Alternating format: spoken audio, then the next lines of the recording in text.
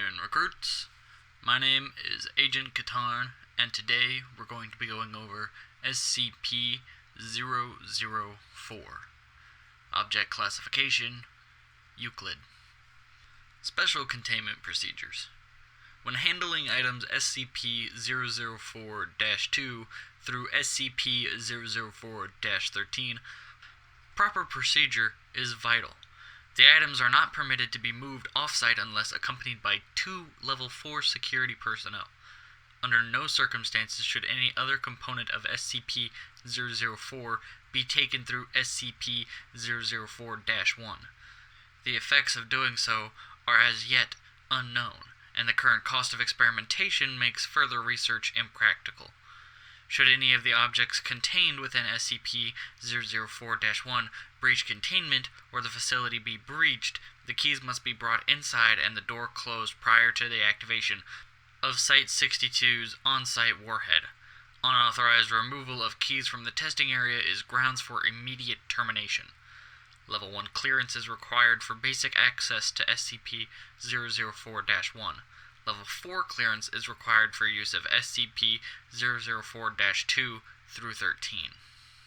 Description: SCP-004 consists of an old wooden barn door, SCP-004-1, and a set of 12 rusted steel keys, SCP-004-2 through 13. The door itself is the entrance to an abandoned factory in Chronological History. July 2nd, 1949. A group of 3 juveniles trespassing on federal property near find the door. According to their testimony, they found a set of rusted keys in an iron lockbox and determined what door the keys unlocked. The juveniles are taken into custody after they contact Sheriff when one of their friends, SCP-004 Case Number 1, goes missing. July 3rd, 1949. Local authorities find severed right hand of SCP-004 Case Number 1, 8 kilometers from SCP-004-1. Other parts of SCP-004 Case Number 1's body are found scattered as far as 32 kilometers from the factory. Under interrogation, the apprehended juveniles tell authorities that opening the door with one of the keys, SCP-004 Case Number 1 was torn into several pieces, each of which disappeared. At this point, the SCP Foundation takes over the investigation. July 4th, 1949. SCP Agent obtains keys from the local authorities to begin testing. Tests show that SCP-004-2 through SCP-004-13 all fit into a single lock on the large barred door. 12 D-Class personnel are assigned to test the effects of the door. Of the 12 test subjects, each trying a different key to enter the room, only 2 survive. Opening the door with any key except SCP-004-7 or SCP-004-12 caused the test subjects to be torn apart in multiple directions. However, no dismembered parts were found until later. At the time of writing, only 2 parts of each subject have been recovered, with the exception of using SCP-004-, whose pieces were scattered in close proximity. The others have, for all intents and purposes, vanished from existence. Of the 2 surviving subjects, only one, having used SCP-004-7, returned unharmed.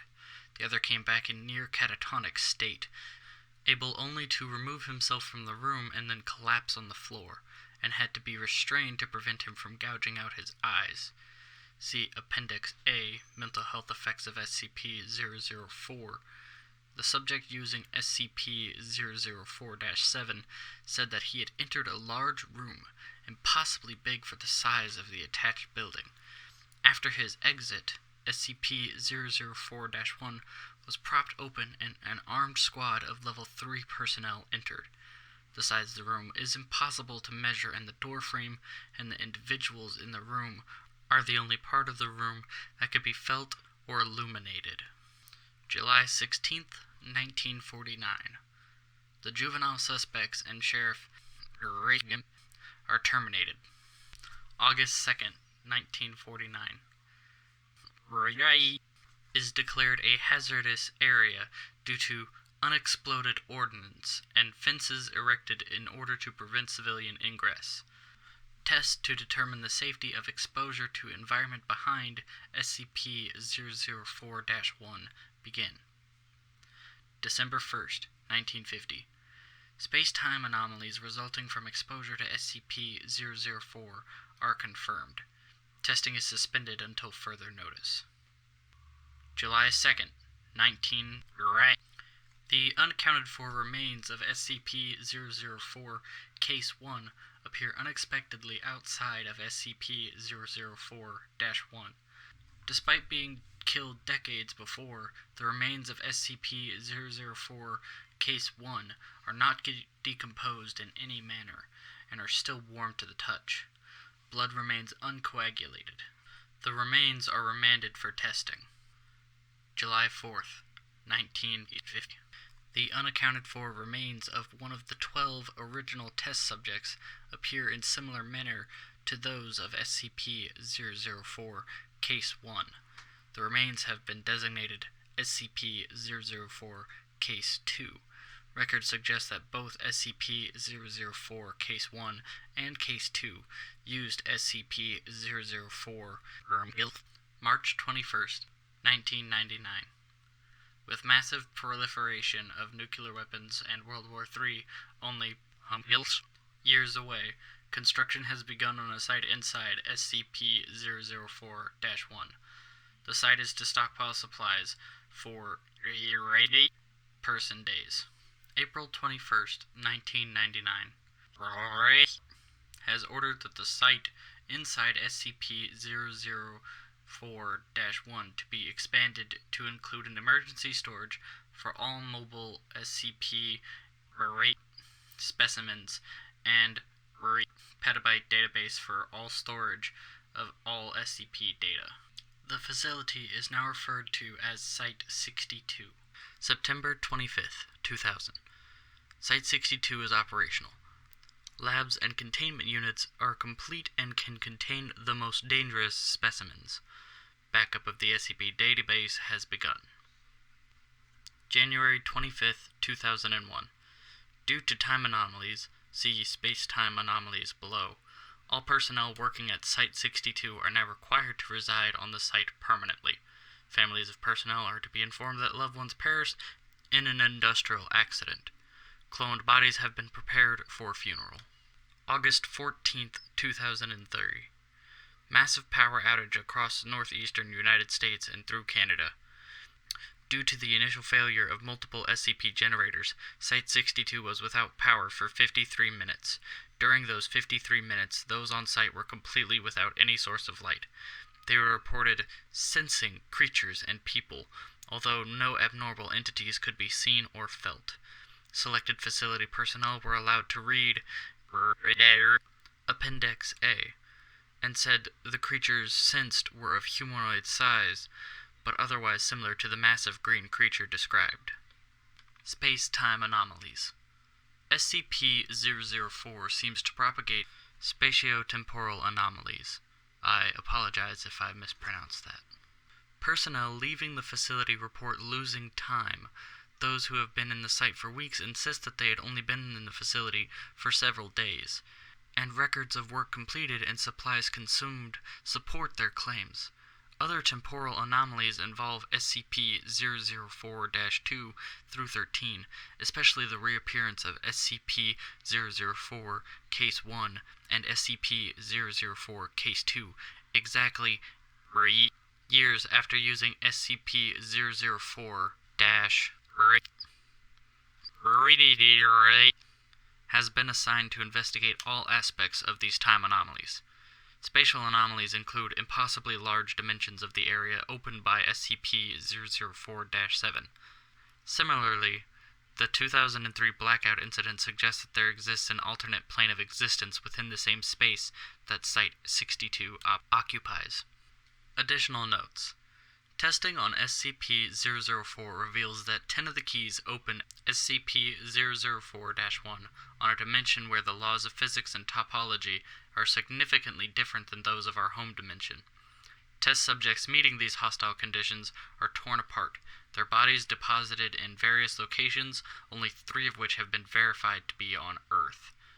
Material deposited at 2 of these points appear immediately.